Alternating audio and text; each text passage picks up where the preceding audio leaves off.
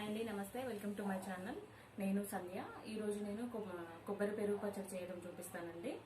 దానికోసము జనరల్గా అందరూ కొబ్బరి పచ్చడి చేసుకుంటారు, లేకపోతే పెరుగు పచ్చడి చేసుకుంటారు. బట్ నేను ఈరోజు రెండు కలిపి కొబ్బరి పెరుగు పచ్చడి చేయడం చూపిస్తానండి. దానికి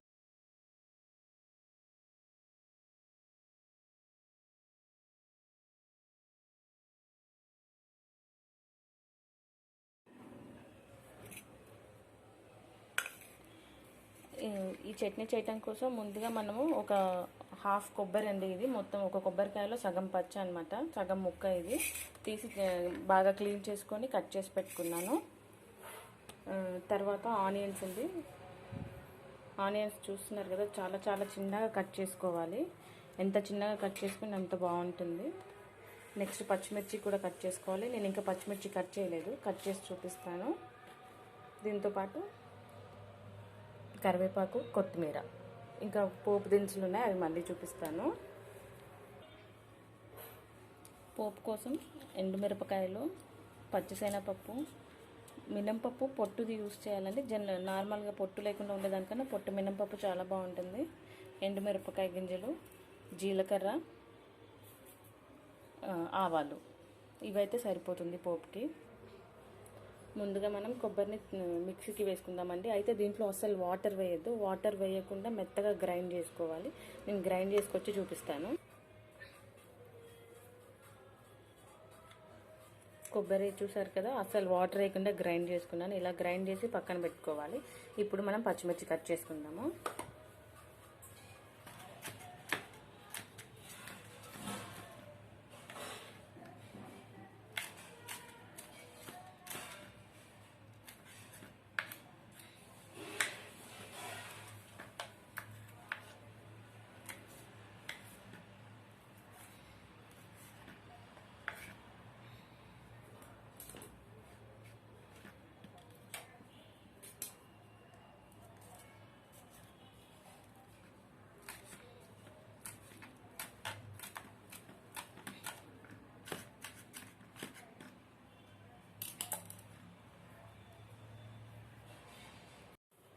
ఇప్పుడు ఒక గిన్నె తీసుకొని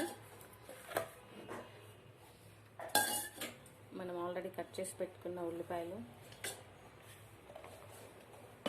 పచ్చిమిరపకాయలు వేసి బాగా కలపాలి.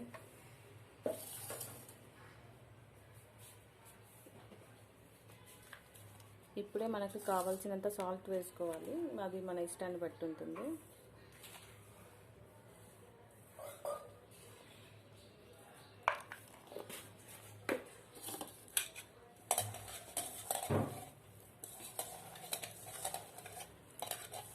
మీకు వీడియోలో చూపిస్తున్నాను కదా, సేమ్ అలాగే బాగా కలుపుకోవాలండి. దీనివల్ల పచ్చిమిర్చి, ఉల్లిపాయలు రసం బాగా పడుతుంది.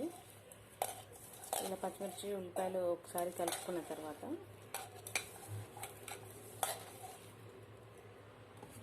మనం ఆల్రెడీ కొబ్బరి గ్రైండ్ చేసి పెట్టుకున్నాం కదా, అది వేద్దాం ఇప్పుడు.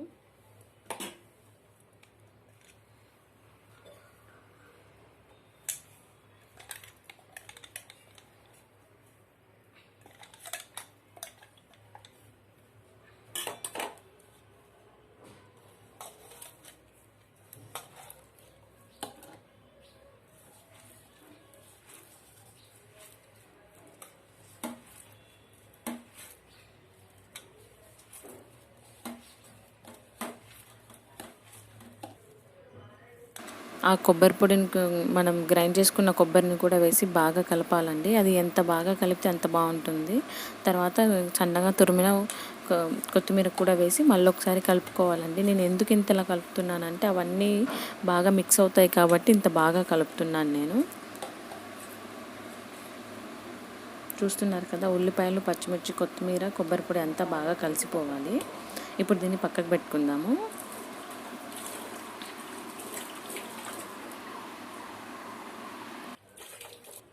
ఇప్పుడు నేను దీనికి ఇది ఎంత ఉంటుందంటే పెరుగు హాఫ్ కేజీకి కొంచెం తక్కువ ఉంది. హాఫ్ కేజీ కంటే 400 గ్రామ్స్ ఉంటుంది ఈ పెరుగు. ఈ ఒక కొబ్బరి చిప్పకి నా 400 గ్రామ్స్ పెరుగు సరిపోతుంది. ఇప్పుడు ఈ పెరుగుని ఇందులో వేద్దాము.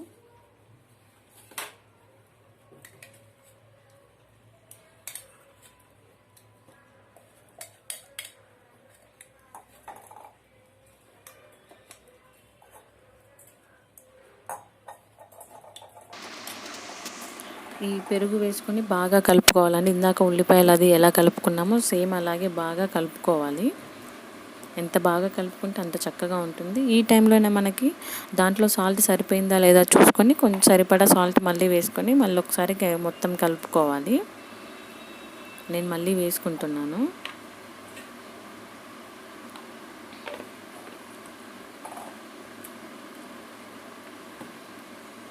ఇప్పుడు దీన్నంతా బాగా కలుపుకొని పక్కకు పెట్టుకుందాము.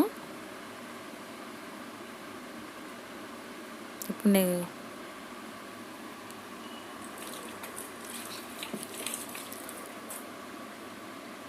దీని తర్వాత నేను ఆల్రెడీ పోపు చేసి పెట్టుకున్నానండి. అంటే మీకు ఇందాక పోపు దినుసులు చూపించాను కదా, నా నూనె వేసి అవన్నీ వేయించి పెట్టుకున్నాను. జీలకర్ర, ఆవాలు, శనగపప్పు, మినపప్పు, మిరపగింజలు, మిరపకాయలు, కరివేపాకు వేసి బాగా వేయించి పెట్టుకున్నాను. అది చల్లారాలని వేయించుకున్నాను ముందే. ఇప్పుడు చల్లారిన ఈ పోపు మొత్తము మనం ముందుగా రెడీ చేసి పెట్టుకున్న పెరుగు దాంట్లో వేసుకుందాము.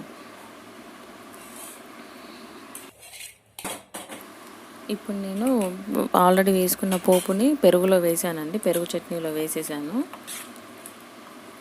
వేసి బాగా కలుపుకోవాలి. అవన్నీ బాగా కలిసేలా కలుపుకోవాలి. ఈ పెరుగు చట్నీ అనేది అన్నంలోకి చాలా చాలా బాగుంటుందండి. చాలా సూపర్గా ఉంటుంది. మీరు ఒకసారి ఖచ్చితంగా ట్రై చేయండి. ట్రై చేసి నాకు కమెంట్ సెక్షన్లో షేర్ చేయండి ఎలా ఉందనేది. మీకు తప్పకుండా నచ్చుతుంది అనుకుంటున్నాను. ఇంతేనండి, ఎంతో రుచికరమైన టేస్టీ కొబ్బరి పెరుగు పచ్చడి రెడీ అయిపోయింది. మీరు కనుక నా ఛానల్ని ఫస్ట్ టైం చూస్తున్నట్లయితే లైక్ చేయండి, షేర్ చేయండి, సబ్స్క్రైబ్ చేసుకోవటం మాత్రం అస్సలు మర్చిపోకండి. Thank you.